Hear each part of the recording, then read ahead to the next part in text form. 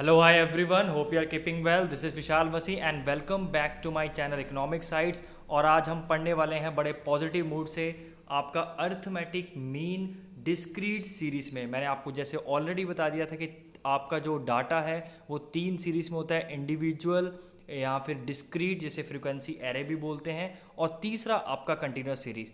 तो इस वीडियो में हम अर्थमेटिक मीन पढ़ेंगे आपका डिस्क्रीट सीरीज के अंडर। आपके दो मेथड्स हैं, एक आपका डायरेक्ट मेथड, ठीक है, एक आपका डायरेक्ट मेथड है, दूसरा है आपका शॉर्टकट मेथड, ठीक है, दूसरा आपका क्या है, शॉर्टकट मेथड। और दोनों मेथड बहुत इंपॉर्टेंट हैं, ठीक है, और usually these questions are asked for the 6 marks.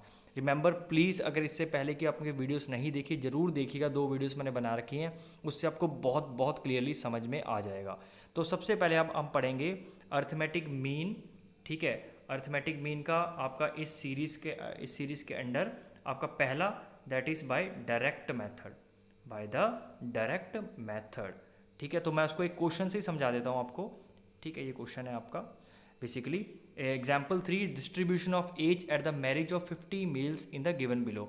ये एक तरह का डाटा दिया गया है कि एज बताई गई है डिफरेंट डिफरेंट मेल्स की, कि मतलब उनकी किस उम्र में उनकी शादी होती है। तो बेसिकली जिसकी 20 एज है वो कितनी है, जिसकी शादी 20 एज पे हो जाती है वो है 1, ठीक है, जिसकी 21 में होती है वो है 2, ऐसी जिसकी 22 में शादी होती है एज में वो है 4। तो देखिए मैंने आपको ऑलरेडी बताया था कि डिस्क्रीट सीरीज़ की क्या खास बात होती है, इसमें आपको क्या है, फ्रीक्वेंसी दी होती है। मतलब देखो 20 कितने टाइम रिपीट हो रहा है, 1 बार, 21 कितने टाइम्स रिपीट हो रहा है, 2 बार, 22 कितने टाइम्स रिपीट हो रहा है, 4, 23 कितने बार रिपीट हो रहा है, 5 टाइम्स, 24 15 टाइम्स, 25 23 टाइम्स।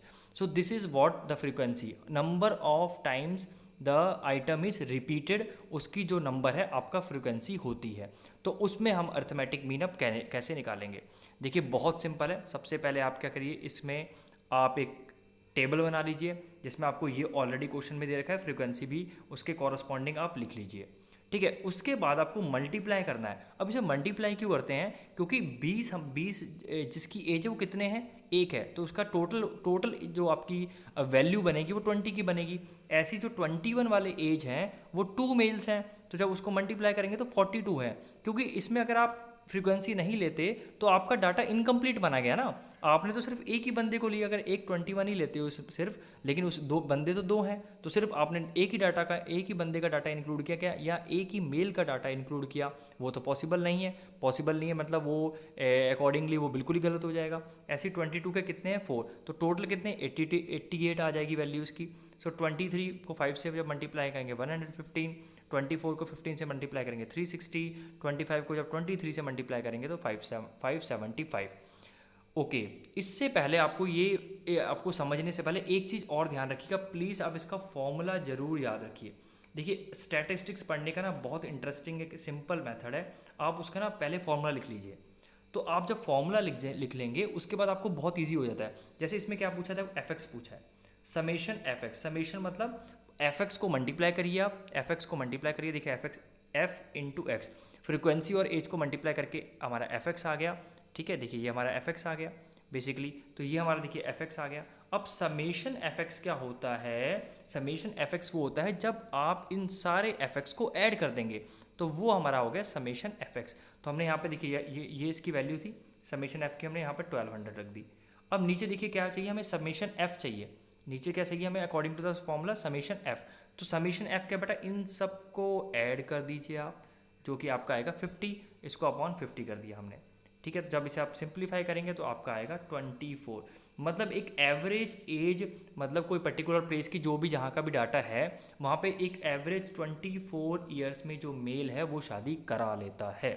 तो ये है इसका एक वर्किंग मॉडल, मैंने आपको बता दिया अर्थमेटिक मीन का, ठीक है। अर्थमेटिक मीन निकाला हमने डिस्क्रीट सीरीज में, हमने किससे, डायरेक्ट मेथड से।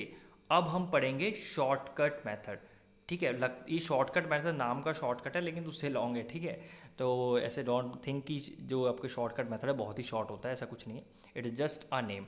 अब देखिए आप ये पूछेंगे सर ये क्यों करते हैं हम, ये देखिए इसका ये बेसिकली एक फॉर्मूला है, ठीक है। ये फॉर्मूला होता है कि इनको मल्टीप्लाई करके आप एफ एक्स निकालिए, उसको ऐड कर दीजिए और उसे नंबर ऑफ फ्रिक्वेंसी से ऐड क्या कर दीजिए, डिवाइड कर दीजिए।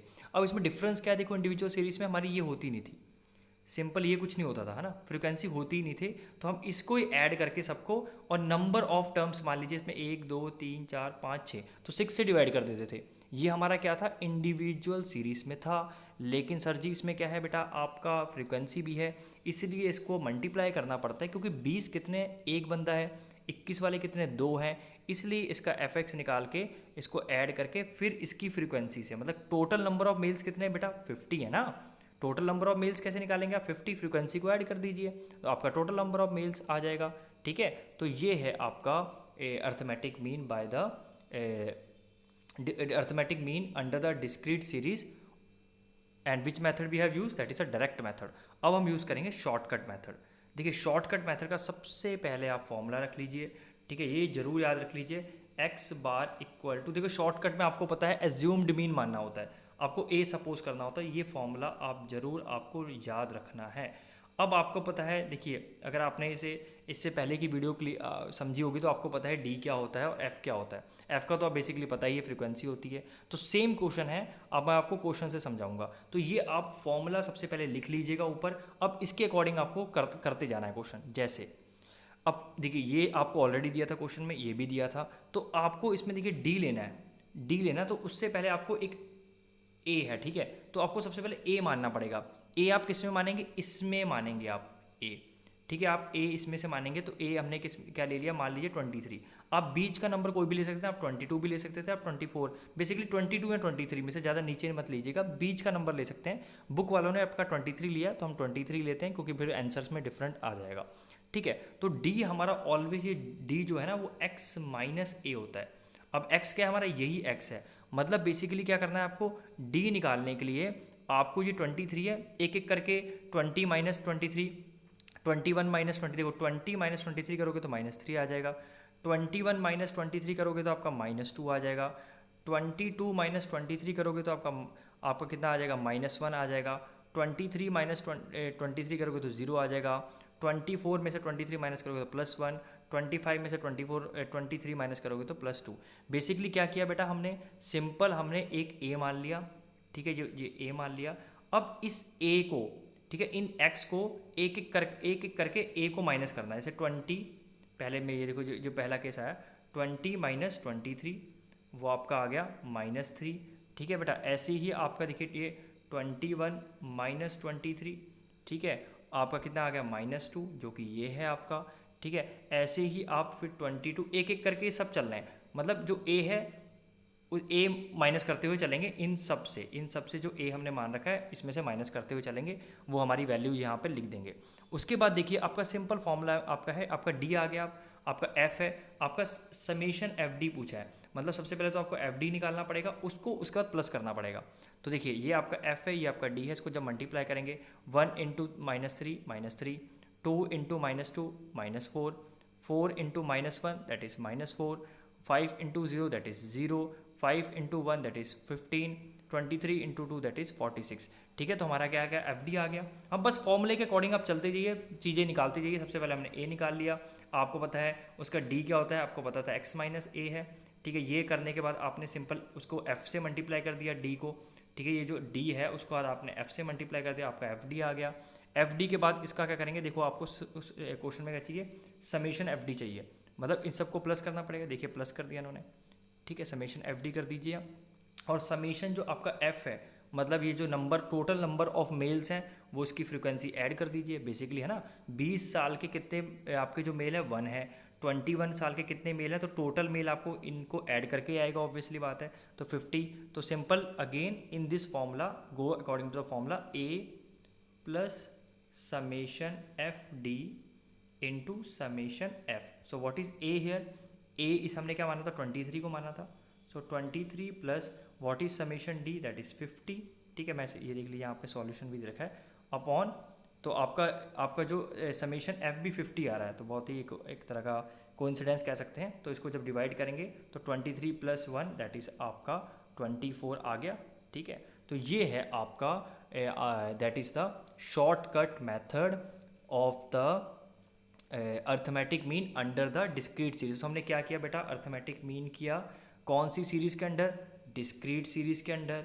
उसमें कौन से दो मेथड्स किए, एक तो डायरेक्ट मेथड, डायरेक्ट मेथड में हम ए नहीं मानते, ठीक है। शॉर्टकट मेथड में हर समय हम ए लेके चलते हैं। उसके बाद बेसिकली तो शॉर्टकट मेथड हमने पढ़ा, उसमें आपको ए भी चाहिए और एक आपको डी चाहिए, ठीक है। वेरस आपको जो आपका डायरेक्ट मेथड है उसमें सिंपल आपको क्या करना होता है, आपको जो आपका एफ और एक्स को मल्टीप्लाई कर देते हैं, उसका समेशन करते हैं और आपका समेशन ऑफ एफ से डिवाइड कर देते हैं, ठीक है। तो जो कि आपने देखिए पहले मैंने आपको ऑलरेडी बता ही दिया, ये आपका क्या था, डायरेक्ट मेथड था अर्थमेटिक मीन का under the discrete series, okay.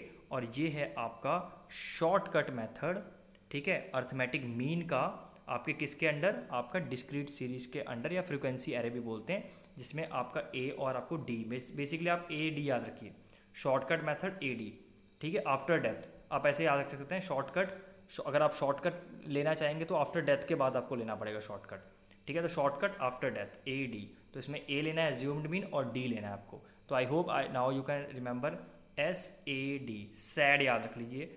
Shortcut में क्या होना करना पड़ता है आपको, एक क्या लेना पड़ता है, एज्यूम्ड मीन लेना पड़ता है, और क्या लेना पड़ता है आपको, एक डी लेना पड़ता है। मैंने स्मॉल डी से डिनोट करते हैं यहाँ पर, मैं वो याद रखने के लिए मैं यहाँ पे कैपिटल डी यूज़ कर रहा हूँ, वेरस आप ऐसे लिख सकते हैं एस ए डी, सैड, ठीक है।